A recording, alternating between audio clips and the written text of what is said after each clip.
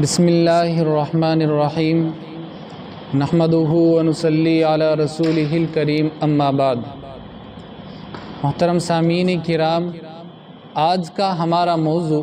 دفاع اسلام ہے،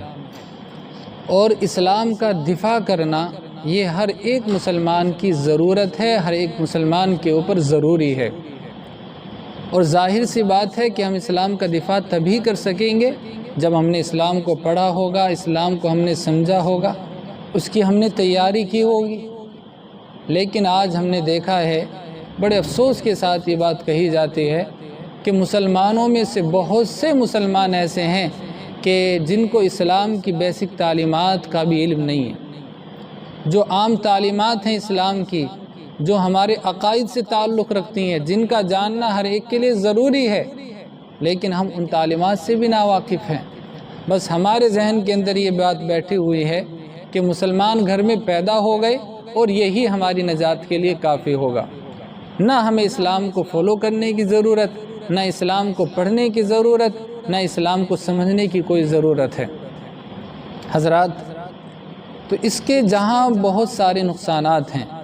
اسلام سے ناواقفیت کے، وہیں ایک بڑا نقصان آج کے دور میں یہ بھی ہے، کیونکہ آج کا جو یہ دور ہے یہ سوشل میڈیا کا دور ہے،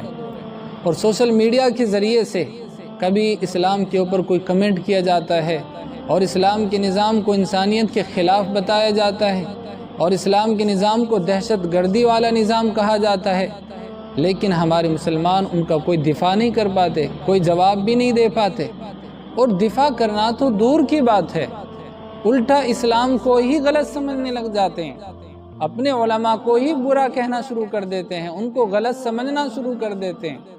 اور یہ سلسلہ یہیں نہیں رکتا، بلکہ یہ سلسلہ جاری رہتا ہے، اور دیکھتے ہی دیکھتے کتنے نوجوان مرتد ہو جاتے ہیں، اسلام کو چھوڑ دیتے ہیں اور دوسرا مذہب کو قبول کر لیتے ہیں۔ کاش ہم نے ان نوجوانوں کی فکر کی ہوتی، کاش ہم نے ان نوجوانوں کو سمجھایا ہوتا، اور جن راستوں کے ذریعے سے ان کے کانوں کے اندر یہ زہر گھولا جا رہا ہے، ڈالا جا رہا ہے، انہی راستوں کے ذریعے سے باطل کی سازشوں کو ہم نے ناکام کیا ہوتا۔ حضرات، یہ ہمارا تجزیہ ہے کہ آج مسلمان نوجوانوں کی اکثریت سوشل میڈیا کے اوپر ایکٹیو رہتی ہے، اور وہاں پر بیٹھ کر کے وہ دوسروں کی باتوں کو سنتے رہتے ہیں،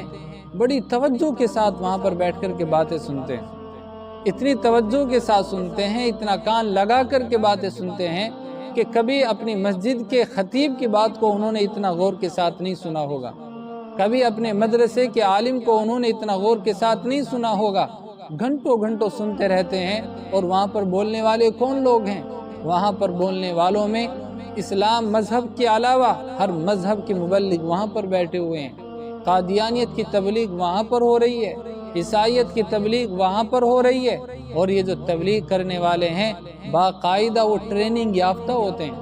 ان کو بتایا جاتا ہے کہ اگر کوئی مسلمان ملے تو تمہیں اس سے کیا سوال کرنا ہے، تمہیں اس سے کیا اعتراض کرنا ہے، کہ جس سے کہ ایک مسلمان کنفیوز ہو جائے۔ حضرات، ان تمام چیزوں کو مد نظر رکھتے ہوئے اس لیے آج کے ایک داعی کو چاہیے، آج کے ایک مبلغ کو چاہیے کہ وہ پیارے نبی صلی اللہ علیہ وسلم کی سنت پر چلتے ہوئے، آپ کی سنت پر عمل کرتے ہوئے، دشمنوں کے بنائے ہوئے اس اسٹیج کا استعمال دعوت اسلام کے لیے کرے۔ اسٹیج دوسروں کا بنایا ہوا ہے، لیکن اس اسٹیج کا استعمال ہم اسلام کی دعوت کے لیے کریں۔ یہ اللہ کے نبی کی سنت ہے، اللہ کے نبی کا یہ طریقہ ہے۔ اللہ کے نبی صلی اللہ علیہ وسلم کو جب جہری دعوت کا حکم ملا، اللہ کے نبی اب اعلانیہ، آپ جو ہیں اعلانیہ اب دعوت دیں گے، تو اللہ کے نبی صلی اللہ علیہ وسلم صفا پہاڑی پر چڑھ گئے،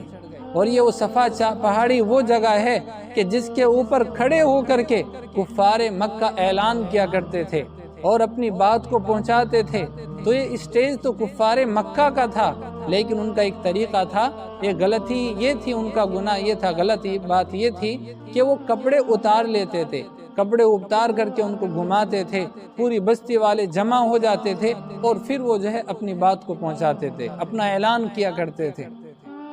تو اللہ کے نبی صلی اللہ علیہ وسلم نے صفا پہاڑی پر چڑھ کر کے اعلان فرمایا، لیکن جو کفار مکہ میں برائی تھی اس برائی کو نہیں لیا۔ کپڑے اتارنا، برہنہ ہو جانا، کپڑے گھمانا، اللہ کے نبی نے اس برائی کو چھوڑا، لیکن ان کی سچائی کو لے کر کے اللہ کے نبی نے غیروں کے اسٹیج کا استعمال دعوت اسلام کے لیے کیا۔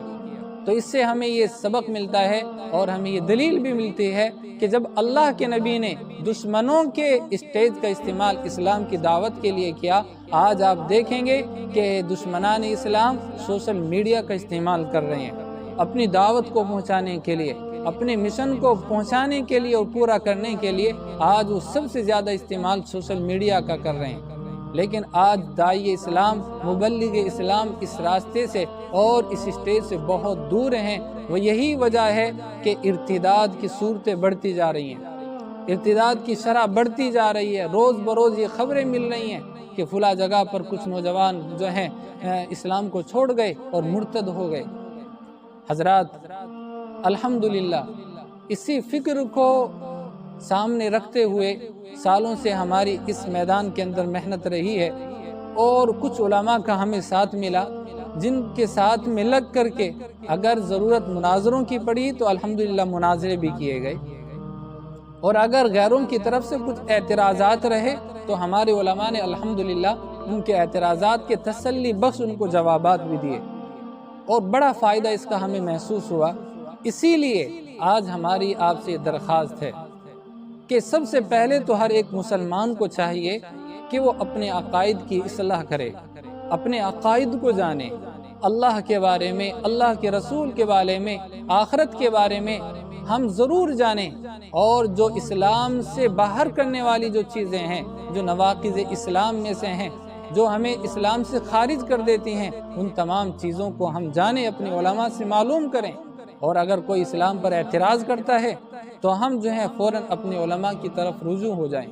اپنے علماء سے ان کا حل مانگے، اور انشاءاللہ ہمارے علماء آپ کے ہر سوال کا جواب قرآن و سنت کی روشنی میں آپ کو عطا کریں گے۔ ہمارے علماء کی رہنمائی سے آپ کے ہر سوال کا جواب آپ کو ملے گا۔ حضرات، انہی تمام باتوں کو مد نظر رکھتے ہوئے ہمارے کچھ احباب کا مشورہ بھی ہوا۔ الحمدللہ اسی فکر کے ساتھ یہ ہمارا چینل بھی بنایا گیا ہے، تاکہ اس چینل کے ذریعے سے جو اسلام کے اوپر اعتراضات ہوتے ہیں دفاع اسلام کے طور پر الحمدللہ آپ کے سامنے بیانات کی شکل میں آتے رہیں گے۔ تو آپ تمام حضرات سے درخواست ہے کہ آپ جو ہے اس چینل کو سبسکرائب کر لیں،